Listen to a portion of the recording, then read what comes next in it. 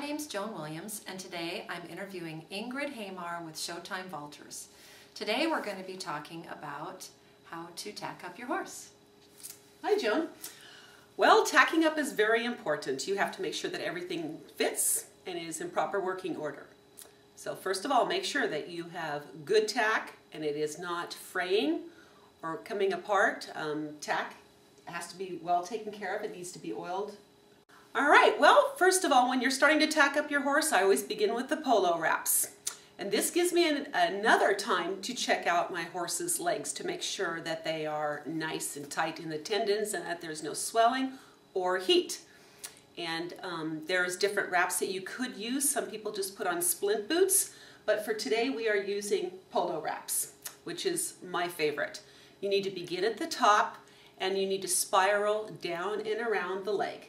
And you pull it tight as you're going towards the back. And you need to keep the wrap at equal distance from the top to the bottom. When you get to the bottom, you just barely miss that little egot at the bottom. And then you need to start traveling back up with the wrap. When I am done wrapping, I always take, sometimes the Velcro gets not so good. So just for precaution, I always take the last piece and I flip it back up so that you won't be in the arena and have a loose polo wrap, which I've seen happen before. And if somebody wanted to, is there another method for securing that Velcro at the top? Yeah, I believe some people use tape. I take the easy way out and just flip that polo up.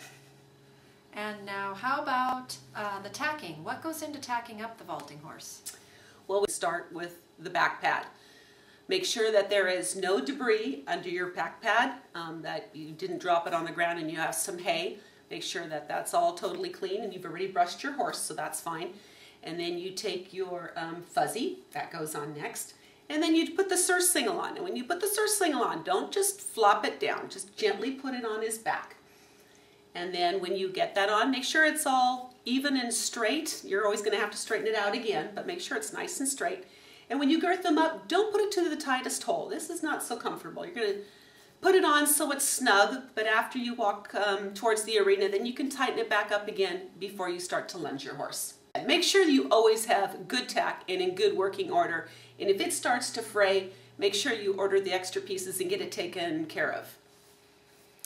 You need the horse's respect here too. Oh, I usually like to stand in front of my horse so when you take the halter off, he doesn't walk away. And if you always have the horse's respect and he knows what is expected from him, he will not be walking away.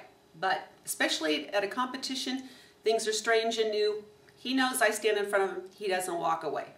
So, and then you raise, I always use my right hand to hold the bridle and then use my left hand to guide the bit into the mouth. Make sure it goes over both ears, make sure that it doesn't have any hair where the bridle path is, and make sure that everything is fitting correct. You need a well-fitting bridle along with the surcingle. Everything needs to fit comfortable. And is there some way to check to see that the cavesson and the bit and the flash are properly fitting? Yes, the throat latch, you have to be able to fit your fist in between it when it is latched. Because if a horse flexes at the pole, it will become tighter around the throat. Also, the noseband needs to be 2 fingers below the cheekbone, and the horse needs to breathe, so you have to leave plenty of room there. So for sure, 3 fingers above the nostril. That flash has to be 3 fingers above the nostril. And then after the horse is now tacked up, what is the next steps that you take? Well, we're ready to go to the arena. So grab your lead line and your lunge whip. I take my lead line, I hold it in the right hand, and I take my whip in my left, and I make the horse march with me. He has to have his shoulder by my shoulder out to the arena. You have a horse now that has stood still for you while you tacked him up. You are now ready to go out into the arena.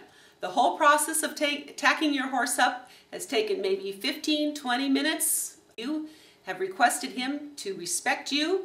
You have also gained his trust by being kind, gentle to him, but also firm when it needs be. And you have a horse with mutual respect that you can go now and vault. Thank you, Ingrid. Welcome, Joan.